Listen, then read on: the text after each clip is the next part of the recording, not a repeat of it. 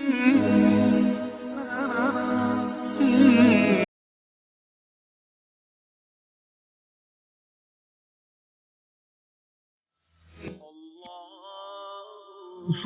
صلی اللہ علیہ وسلم نے فرمایا، اسلام کی بنیاد 5 چیزوں پر قائم کی گئی ہے۔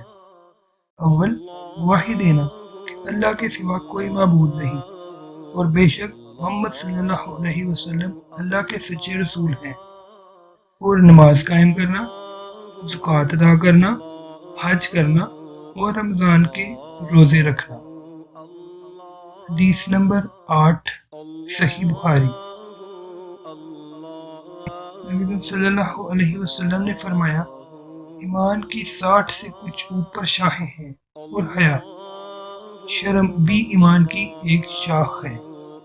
صحیح بخاری، حدیث نمبر 9۔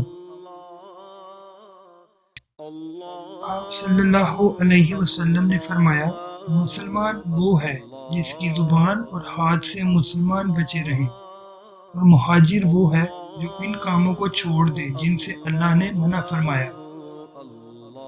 حدیث نمبر 10، صحیح بخاری۔ لوگوں نے پوچھا، یا رسول اللہ، کون سا اسلام افضل ہے؟ نبی کریم صلی اللہ علیہ وسلم نے فرمایا، وہ جس کے ماننے والے مسلمانوں کی زبان اور ہاتھ سے سارے مسلمان سلامتی میں رہیں۔ صحیح بخاری، حدیث نمبر 11۔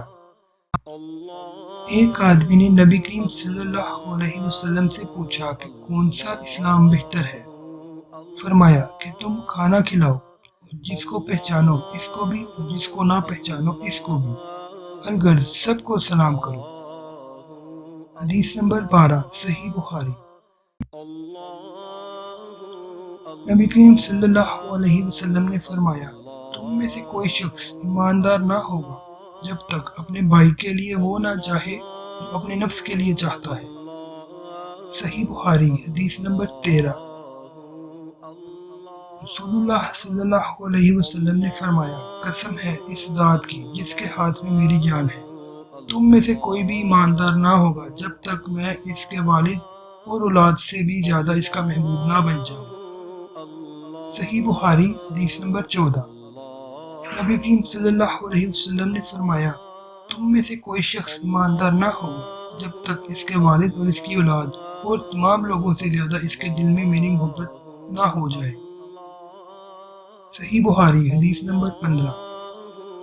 ناظرین، آپ کو اگر میری ویڈیو پسند آئی ہے تو پلیز گڈ ٹاکس کو سبسکرائب کریں اور بیل آئیکن کو کلک کریں تاکہ ایسی اچھی ویڈیوز آپ تک پہنچتی رہیں۔ شکریہ۔